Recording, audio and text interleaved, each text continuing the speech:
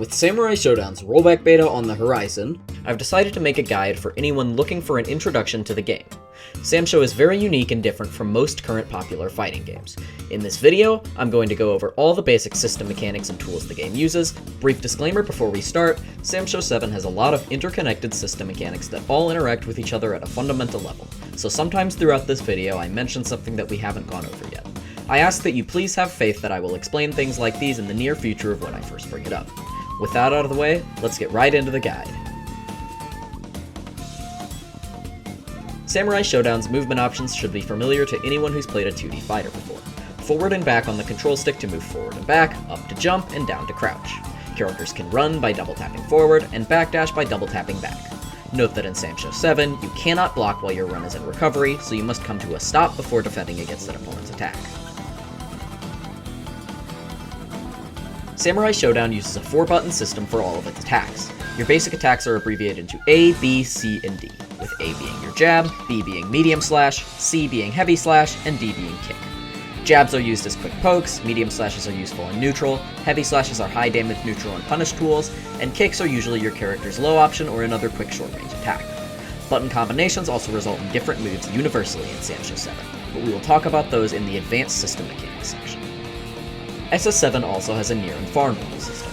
If you are standing close to the opponent and press either A, B, or C, you will get a different attack than if you were standing farther away.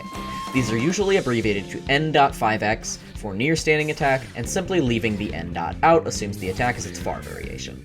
Samurai 7 also has dashing variations of normals. If your character is in a run, they will get a unique attack for all 4 of the attack buttons. These are notated as 6-6x, with the 6-6 directing the double tapping of forward to indicate the dash. These attacks are unique in that they will autocorrect if the opponent switches sides during the attack, making them ideal at catching rolls or other escapes. Defending works just like in a traditional 2D fighter. Hold back to block high and down back to block low.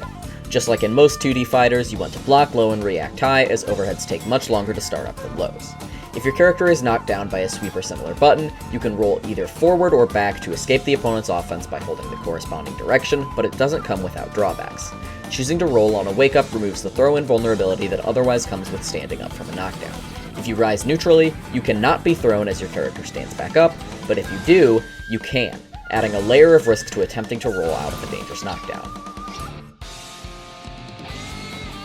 Every character in Samurai Shodown has at least some selection of specials and command normals. The inputs for these vary across character to character, but special moves are commonly tied to a motion input, and command normals are often tied to a direction plus a button. The universal overhead is a good example of a command normal, and another extremely common command normal is a slide kick, which is usually on 3D, but there are some exceptions. Just like in Street Fighter, certain normals are allowed to be cancelled immediately into special moves for a natural combo. It is character and button specific depending on what is or isn't allowed to special cancel, so I'd encourage you to look at the wiki for more information. Generally speaking, a majority of near slashes are special cancelable, and most kicks and far heavies are not. In SS7, there are different types of attack properties seen throughout the game's various normals and specials. If you've played traditional fighters, you'll be familiar with the concept of lows, mids, overheads, and throws. Lows must be blocked crouching, mids can be blocked crouching or standing, overheads must be blocked standing, and throws can't be blocked at all. However, Samsho also has a few unique properties to its attacks as well. Most important is weapon normals versus non-weapon normals. Weapon normals are attacks performed with your character's weapon of choice and have a few key attributes to them. Weapon normals can usually be deflected, recoil on block, and you lose access to them in the event of you losing access to your weapon. Non-weapon normals tend to function similarly to standard fighting game attacks, having set block stun and hit stun, and being available to your character at all times. In Samsho, most weapon normals have a unique property to them that makes them susceptible to weapon recoil and deflection. These slash attacks also have a unique condition if they are simply blocked by the opponent. When they are blocked, your character will recoil a bit, which puts them into a unique state. While recoiling, you cannot attack or block, but you can perform what is called a recoil cancel by inputting a special move during the early phases of your recoil. This can stop attempted punishes of the attack in recoil, and enables a guessing game where the opponent has to decide whether they want to try and punish your button and risk getting hit by a recoil cancel, or continue to block and risk you exiting the recoil state naturally and continuing your offense. Samurai Shodown has a large number of extra options available to the player at all times that are not tied to one of the 4 buttons exclusively. Pressing A plus B will perform a spot dodge, giving your character a brief state of invulnerability to all attacks. This is most useful to dodge a throw, as you cannot tech throws with your own throw in Sanchez 7. B plus C will perform a universal overhead attack that must be blocked standing. C plus D is the input for throw, which works differently than traditional throws. In Samurai Shodown, your standard throw is an unblockable grab attack like usual, but instead of dealing flat damage, throw deals no damage at all, and instead grants you a large amount of advantage frames which you can use to combo into a quick normal or special for most characters. Forward throw with neutral in the throw command, but you can also perform a back throw by holding back and throwing, which is a couple frames slower on startup but grants you more advantage frames to combo with after the throw. It's important to note that like in traditional fighters, throws can be avoided with a jump or backdash. Performing a quarter circle forward motion and pressing A plus B will perform a deflect. If timed in conjunction with the opponent's attack, it will deflect the attack and allow for a devastating punish. Generally, low-hitting attacks, jabs, and kicks cannot be deflected, while weapon normals can be. If you deflect a running medium or heavy attack, it will also disarm the opponent on top of the big punish. If your character blocks too many attacks in a row without stopping, your character will begin to blink red. This denotes that an invisible meter called the Guard Crush meter has ticked close to empty. The Guard Crush meter starts at full and goes down whenever you block an attack, and fills back up while you are not blocking. If it gets low, your character will blink red, then once it falls to 0, your character gets Guard Crushed.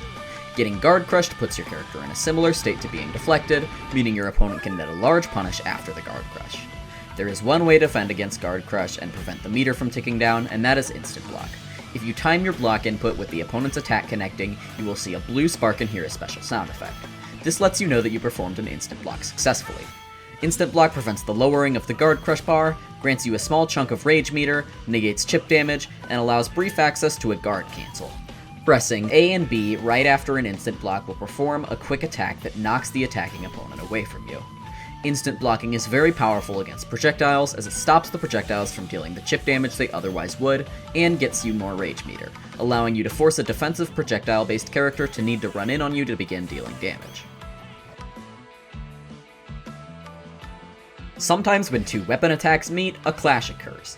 In the clash state, both players must struggle to push the opponent's blade away by mashing attack buttons as fast as possible. Whoever mashes faster keeps their weapon and deflects the opponents away from them, leaving them in a disarmed state. Meter in Sanchez 7 is very different to how it functions in most traditional fighters and is a little bit complicated to understand at first. The bar on the corner of your screen is your character's rage bar, which fills up when you take damage or instant block an attack. Once your rage bar fills up, the kanji on the side will burst a flame and your meter will begin to tick down. While the flame is lit, your character is in rage. This makes your attacks deal extra damage and allows your character access to extra powerful offensive options while the meter is ticking down. Certain special moves have rage versions in which their properties are enhanced in some way or another. A kanji symbol on the move's description in the move list denotes that this move has a rage version. The effects rage has on these specials varies wildly depending on the move in question, so I'd suggest researching using Sanchez 7's Mizumi wiki to find what rage changes for your character. In addition, Rage also grants you temporary access to a powerful super move called Weapon Flip. While the Rage bar is full, you can input quarter circle forward B plus C to activate your Weapon Flipping technique, or WFT. This is a super powered special attack that disarms your opponent, sending their weapon falling to the ground.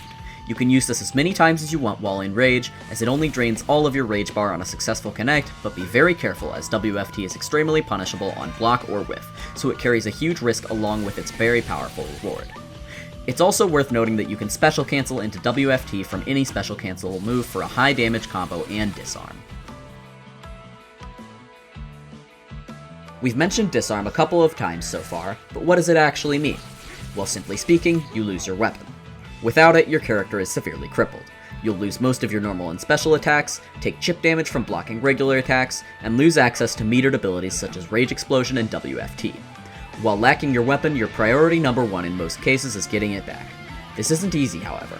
In order to pick up your weapon, you must stand over it and press a crouching attack, which initiates the weapon pickup. While picking up the weapon, your character is extremely vulnerable as you cannot block or move in this state. If an opponent hits you out of picking up your weapon, you do get to keep the weapon, but you can end up taking huge damage alongside it, so be careful. Generally, you'll want to get your weapon back by knocking down the opponent.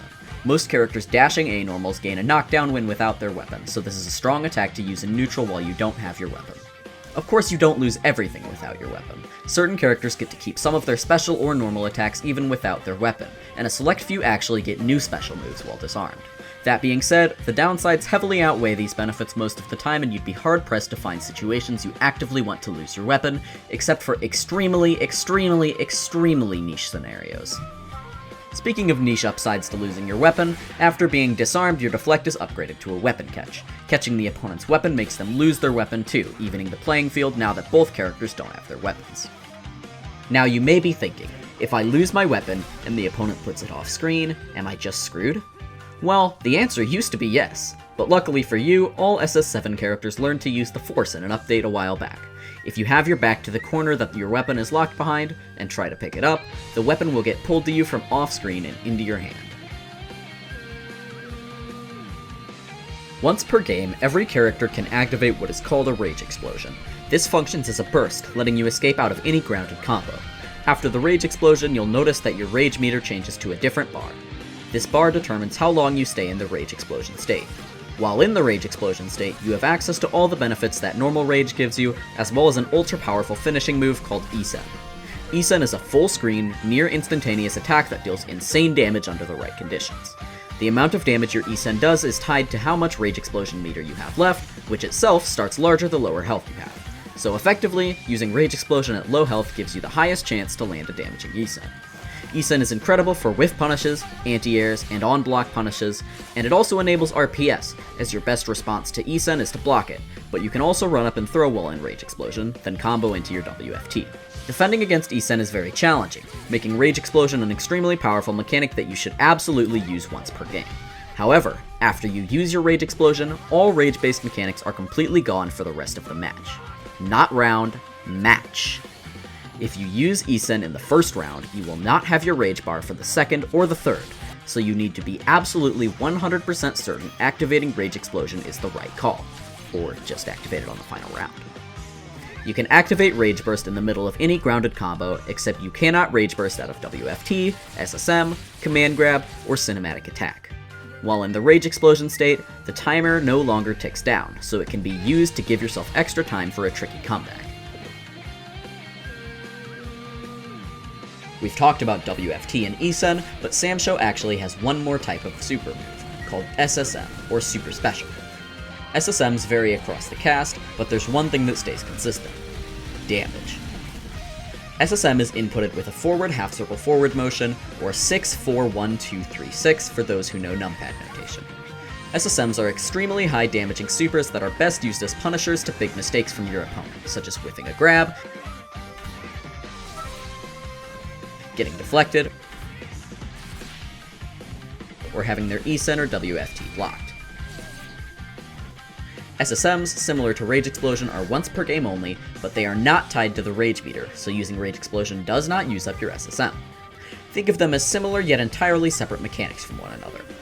As I said, SSMs are completely unique across all characters, with some characters sporting SSMs with incredible extra utility, such as Shiki or Sogetsu, who can use their SSMs to punish projectiles from full screen for absurd damage, or Yoshitora, who gains access to an incredibly high-powered attack after a successful SSM.